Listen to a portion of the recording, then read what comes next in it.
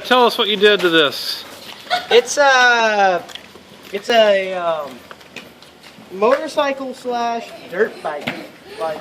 And you took and you cut apart this bicycle. Move your legs so we can see what you did there. Point it out.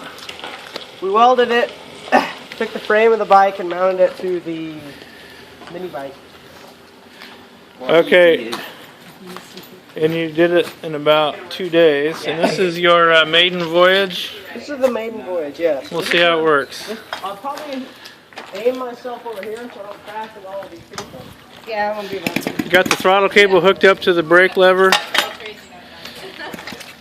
Muffler's just kind of hanging on.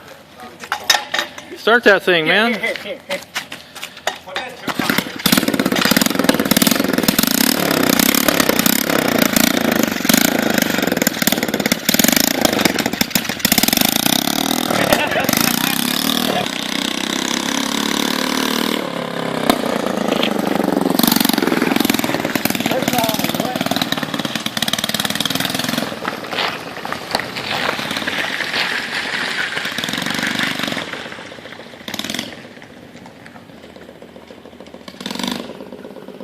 Just right around in here.